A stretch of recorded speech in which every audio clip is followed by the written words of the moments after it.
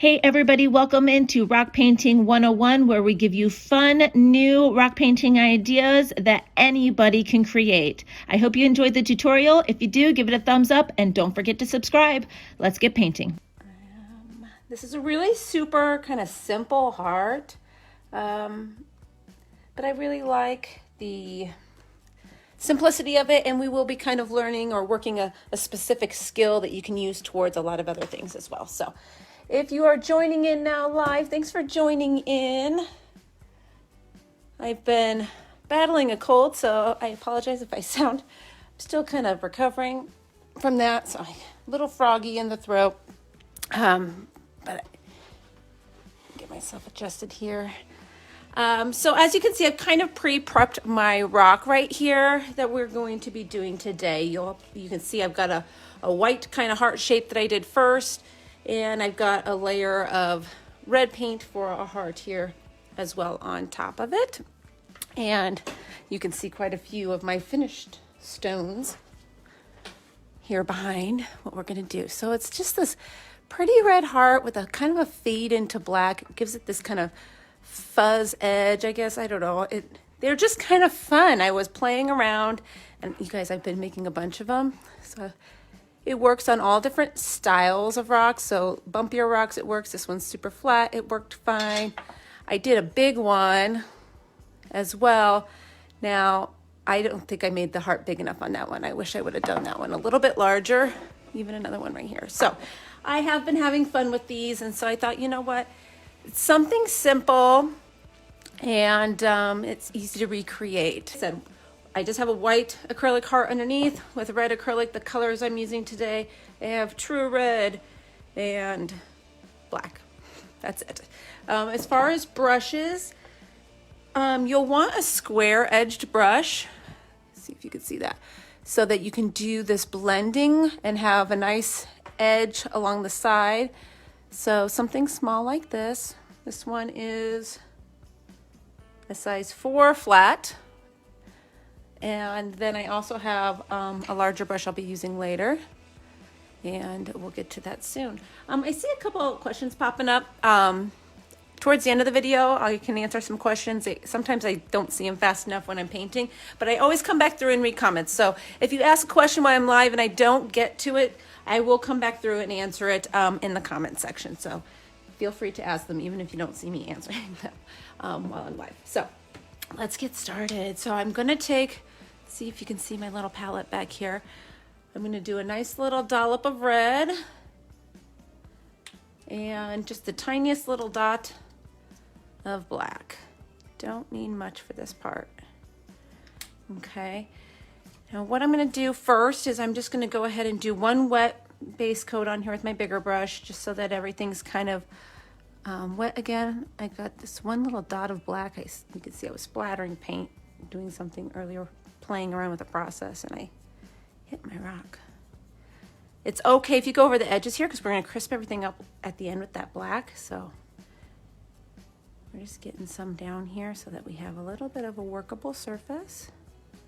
And then I'm going to keep this brush handy. You'll see why in a little bit, for blending edges. I need a little more red paint there. All right, now we're going to take our square flat end brush here, and we're going to load it up with the red paint. So paint on both sides, flip it, and get it nice and loaded up with that paint. And then we're just going to take one corner into the black, just the tiniest little bit, like just a dab. You see that? See if I can see that tiny little dab of black. That's all you need. And you're going to use that black to create your outline. Now I kind of changed the shape of my heart here. I'm going to follow the red line, not this white line. So we're just going to lay it down one stroke here, and we're going to work small sections at once. So once it's down, just be careful when you flip your brush, you're always keeping the black on one side of your brush. So then you're going to go back and forth here along that line to kind of create that fade.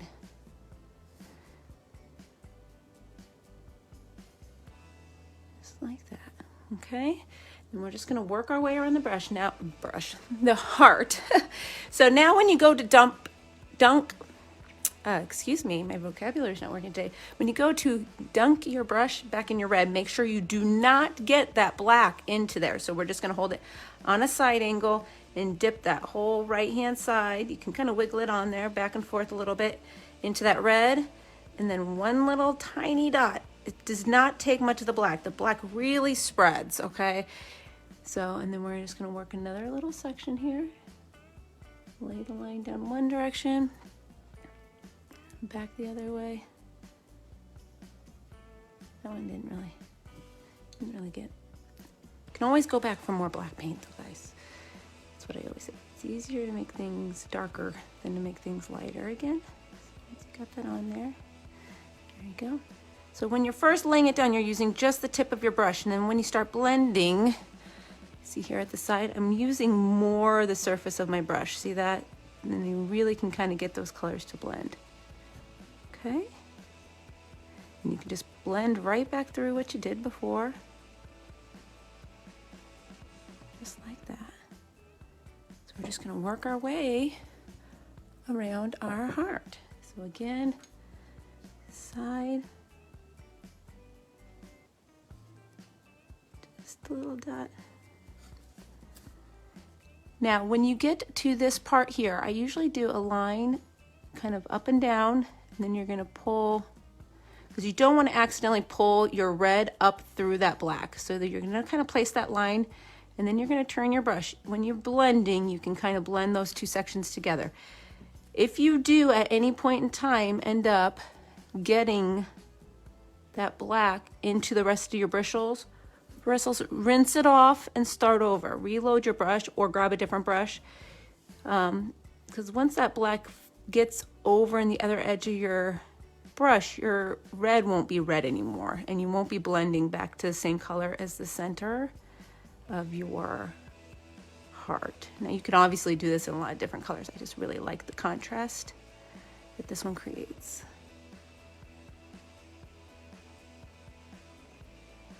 Here we go. And just keep working on it. See, we kind of blended those together at that point. And the same thing when you get down to the bottom here. Excuse me. When we get down here, we want to be careful when we come to this point. Here, we'll do that point now, that we don't get this red into this if it's wet still. Now mine looks pretty dry, but I'm going to place this down first so you get your point, and then we're going to pull up and away. And then you can even go back in the other direction. Now again, make sure you flip your brush, kind of down and away, that other direction. So lay it down first, and then get more of that brush. You can do a little more pressure.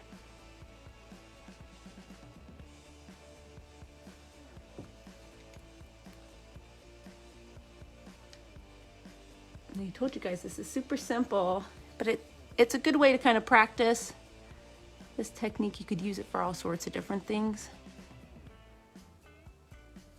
Get creative with it. But with Valentine's Day is really the next major holiday, and I'll come back in the comments and leave a link to our heart landing page. We have over 40 heart designs already. So real quick, I told you I was saving this brush just in case. I'm gonna get a little bit of paint just on the corner there. When you're doing this, you might start getting this kind of wall or this ledge of paint where you don't want it to kind of build up in one spot. So you can take this and just kind of fade that into the center, so you don't end up with this like lip of red paint. And that won't always happen. Like, that's the first space that I saw that while I was going, but that way, see, now we're nice and smooth and it transitions in well. So again, biggest thing to just keep your eye on your brush. You do not want to dip it backwards. And get up and around this side.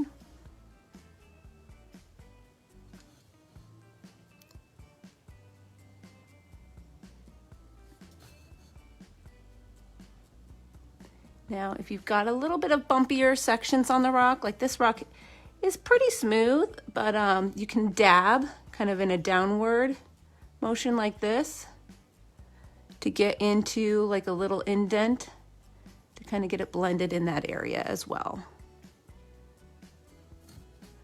Because you do want down in the little indents to get that coloring at the right place. Whoop, almost put it down. Focusing extra hard. When I was doing my other ones, I had to rinse my brush on just about every single one one time because I flipped my brush and placed it down. I thought, oh my gosh, when I'm live, I'm going to try really hard so that I don't have to stop and rinse my brush in the middle of my live.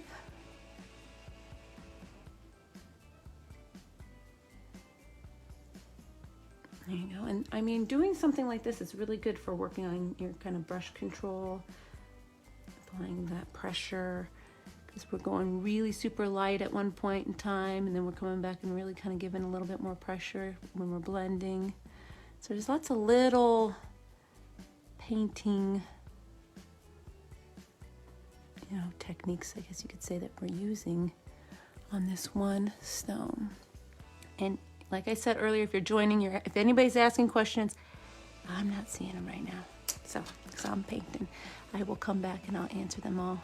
And I will drop our hearts landing page in the comments. So I'm pretty sure if you've commented on this video, if I come back and comment after you, you'll get a notification. So there we go. We've worked our way all the way around the rock. Now this is totally a preference thing. Like if you want it to be darker, you can. Now it still kind of looks a little, you know, so right now. I'm gonna get my brushes into water back here so that they're not sitting here wet.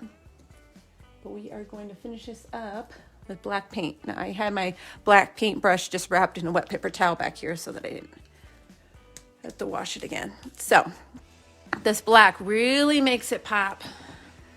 It makes a big difference here. So we're gonna just load up some black paint. Now black covers super well, so I always kind of dab a little bit down because I don't like to accidentally spill over. And then once I've kind of thinned it out a little bit, then I kind of work my way right up to that edge. It's just easier for me. But what's easier for me doesn't mean that that's the only way to do it, obviously. It's probably not even like the technical correct way maybe to do it. All right, so we're just gonna get all the way around this edge. I just don't like to have my brush overloaded with paint when I'm getting really close to an edge because I don't want this little bead of paint left behind, I guess is the main thing. Because I can brush away the beads of paint that are down here when I lay it down thick at the bottom. It just kind of is getting some extra on the rock that I can come back and kind of spread out and make sure it's nice and thin later. And you can take this black as far down the sides of your rock as you want. I'll touch those up a little bit later. We'll just focus on getting around the heart so you can see how it kind of really finishes it up, getting this black on here like this. It really makes it a pretty design. And it wasn't all that difficult to do. Now, doing that fading line does and will take a little bit of practice. If you get crazy, just let it dry. Come back to that space, add some red paint, let it dry, and try again. There's nothing wrong with that. And a few of these red heart rocks behind here were rocks that I had painted something on that I didn't like, and this is a great cover-up project. Black paint will really cover up just about anything. And since you're putting down that white layer underneath your heart, that really helps cover up stuff too if you do it nice and thick. Or not thick necessarily, but a couple layers. So be real careful getting in that indent there. I've got kind of a bigger brush. I can come back with something smaller. I'm kind of working with the rock in front of me a little ways, so it makes it harder for me to kind of get my nose in there and really carefully get that angle. But I feel like you guys can really see. I did the last live like this too, and I felt like, even though I bonked my camera quite a few times last live, I haven't hit it today. But I feel like this angle is so much better for you guys to really see kind of more the angle that I'm taking with brushes and things like that.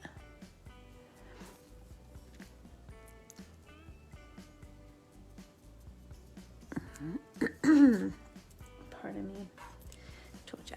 just a little bit of a tickle left over that just hasn't gone away.